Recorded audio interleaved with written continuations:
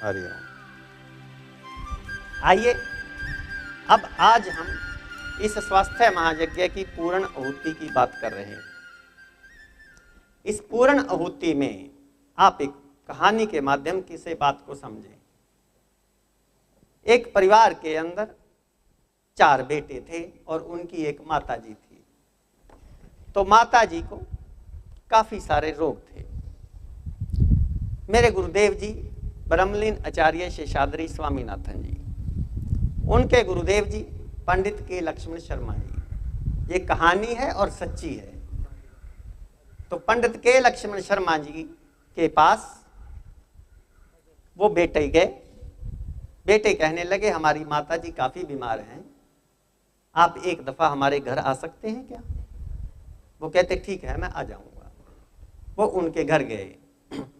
घर जाके उनको बताया गया लगभग जो सारी बीमारियां बड़ी उम्र में हो जाती हैं ये सब है, तो आप कृपया करके कुछ बताइए। तो शर्मा जी कहने लगे कि आप ऐसे करें, जितनी भी इसकी दवाइयां हैं इनको बंद कर दीजिए। अच्छा जी। दूसरा, इनको भोजन, जितना भी इनको भोजन दे रहे हो, भोजन में क्या दे रहे हो? भोजन में हम सुबह नाश्ता देते हैं, दोपहर का खाना देते हैं, शाम को दाल रोटी देते हैं और दिन में 2 दफा दूध पिलाते हैं। जितना भी इनका भोजन है ये बंद कर दीजिए, केवल नारियल पानी दीजिए। पेट की पट्टी, नीमा, ये सब चीजें, वायु स्नान, जल, ये सब कुछ बता दिया। जल चिकित्सा, वायु चिकित्सा, सूर्य चिकित्सा, सब कुछ बता दिया। तो जो बेटे थे वो हाथ जोड़ के खड़े हो गए। वो कहने लगे पंडित जी आप जा सकते हैं। क्यों? हमारे माता जी इतनी दवाइयां खा रहे हैं फिर भी ठीक नहीं हो रहे हैं और आप दवाइयां बंद कर रहे हैं। हमारे माता जी को भोजन खिला रहे हैं, दिन में 3-3 दफा दूध पिला रहे हैं, दिन में 2-2 दफा, ये फिर भी कमजोर हो रहे हैं और आप इनका भोजन भी बंद कर रहे हैं। हम इनके दुश्मन नहीं हैं, हम इनके बेटे हैं, इनकी सेवा करना हमारा धर्म है। हम ऐसा नहीं कर सकते, हम ऐसा अन्याय अपनी माता जी के साथ नहीं कर सकते, इसलिए आपकी बात हमें जचती नहीं। बेटों ने ऐसा बोल दिया तो शर्मा जी चले गए। उसी घर में गाय रखी हुई थी। पहले के दिनों में देहात में लोग घर में गाय रखते थे। कुछ दिनों के बाद गाय का बछड़ा बीमार हो गया। गाय का बछड़ा बीमार होने के बाद डॉक्टर को बुलाया गया।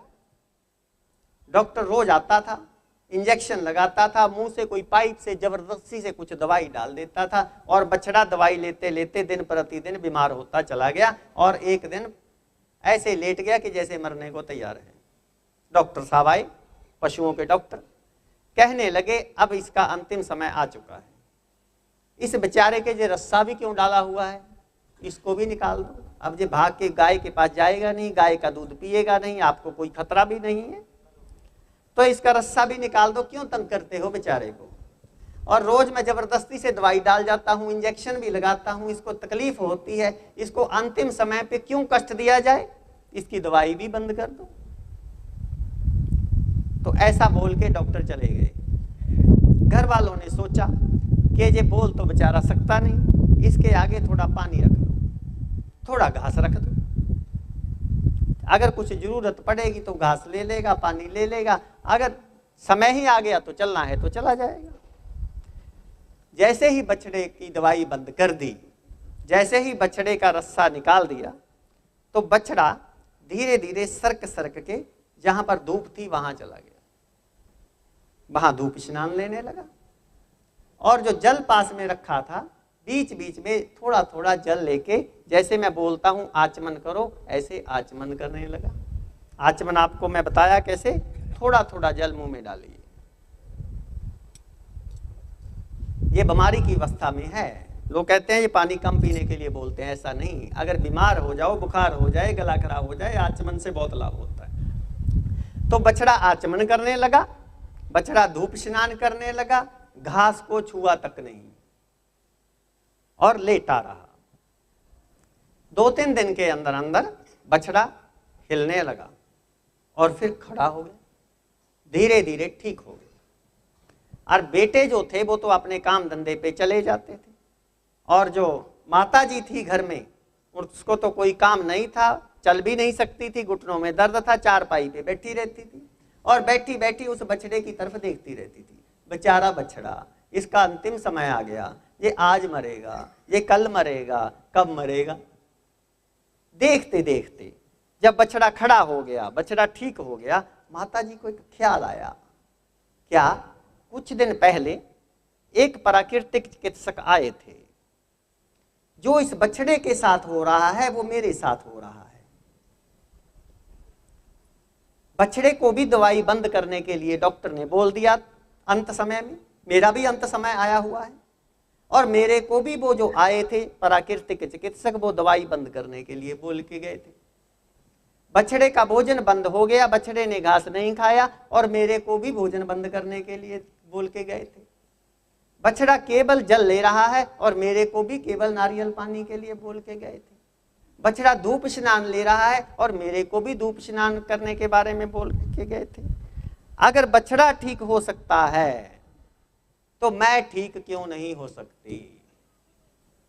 माता जी ने अपने बच्चों को बुला लिया। शाम को जब वो घर वापस आए, बेटों को बिठा के माता जी बोली, आज से आप जितनी मेरी दवाई है ये सारी बंद करो। मैं बचना तो है नहीं, वैसे भी नहीं बचना, वैसे भी नहीं बचना। ठीक, मैं दवाई खा के भी नहीं हो रही, और बिना खा के जो होगा होगा, इसको फेंक दो। दूसरा, आज से आप मेरे सामने भोजन की थाली नहीं लाओ। बेटे हाथ जोड़ के खड़े हो गए। माता जी, हमारे से कोई गलती होगी क्या?